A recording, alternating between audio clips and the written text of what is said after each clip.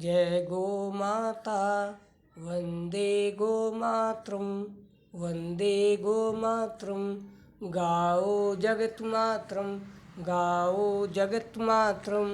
हमारा देश आध्यात्मिक देश है। बच्चों को आध्यात्मिक बनाना चाहिए, आध्यात्मिक बनाना चाहिए। बच्चों को भोगी मत बनाओ, भोगी भोगी। चीन, अमेरिका, इटली, जर्मनी, पाकिस्तान इत्यादि ये जो देश है ना, भोगी देश है, भोगी। आधे कपड़े पहनने वाले देश है।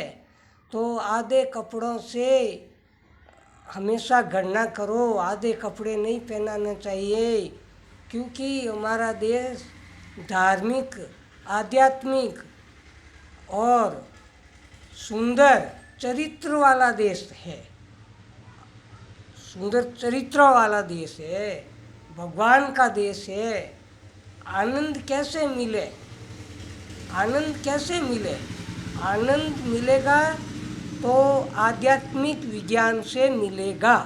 आनंद, असली आनंद आध्यात्मिक विज्ञान से मिलेगा।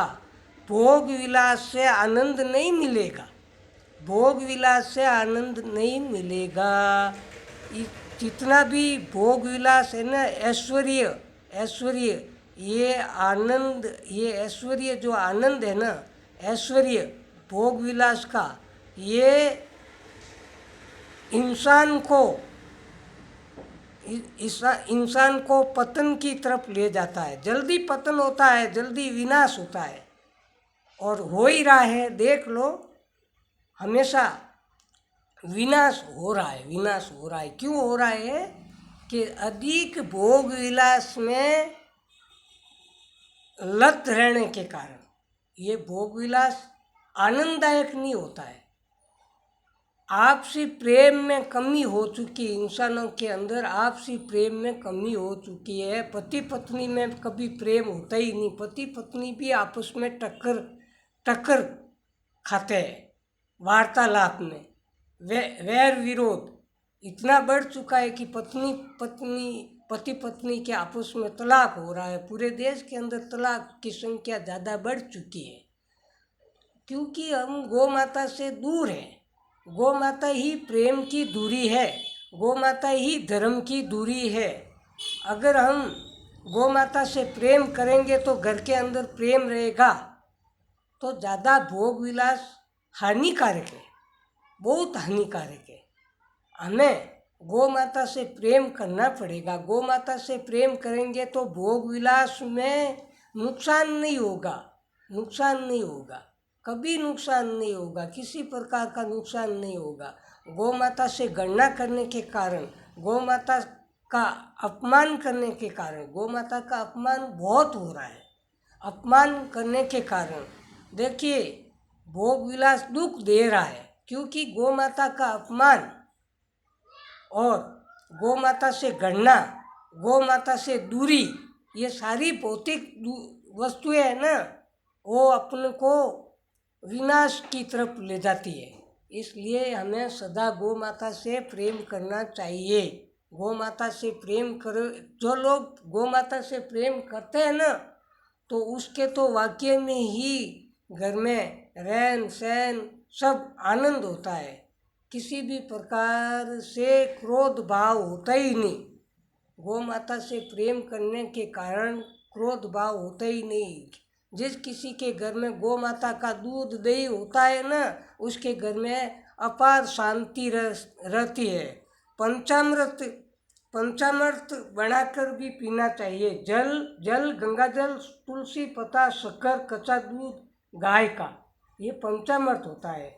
और एक होता है पंचामृत, गाय का कच्चा दूध, दही, घी, शहद, तुलसी का पत्ता डाल करके भी अपन लोग घर में डेली पीवे, तो घर में सुख शांति समृद्धि रहती है, तलाक की बाधा नहीं होती है। एक होता है पंचगव्य, पंचगव्य, गो दूध, दही, गौमूत्र, गोबर रस और गो घी, गाय का ही घी, ये 5 चीज़ें मिक्स करके भी सदा अगर पिए ना, तो बिल्कुल बिल्कुल क्रोध गुस्सा रहेगा भी नहीं।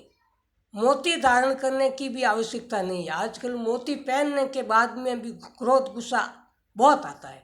मोती पहनने के बाद में भी हमारे को लोग पूछते हैं कि बाबूजी क्या करें, बच्चों को क्रोध गुस्सा अधिक आता है, बींदनी को भी क्रोध गुस्सा अधिक आता है।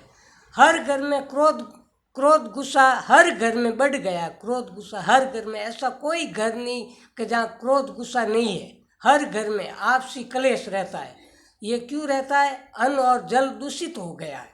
अन्न और जल दूषित होने के कारण, इसलिए पंचामृत सदा पीना चाहिए, पंचगव्य सदा पीना चाहिए। पंचगव्य सदा पीने से बुद्धि निर्मल रहती है, शांत रहती है, क्रोध गुस्सा नहीं आता है। गाय का दूध पीने से भी क्रोध गुस्सा नहीं आता है। गाय का घी खाने से भी क्रोध गुस्सा नहीं आता है। गाय का दही खाने से भी क्रोध गुस्सा नहीं आता है। और गाय से खाओ मत, कुछ भी मत खाओ, गाय से प्रेम कर लो। गाय के शरीर पर हाथ फेरने से भी क्रोध गुस्सा नहीं आता है। ये पक्की बात है, क्योंकि गौ माता प्रेम की धुरी है।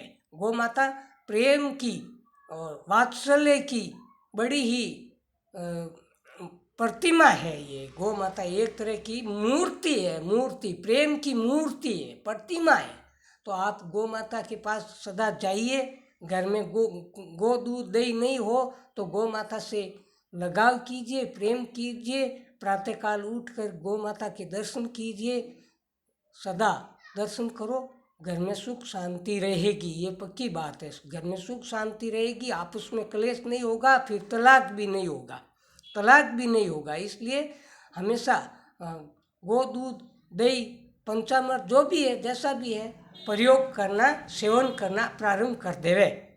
जय गौ माता, जय गोपाल।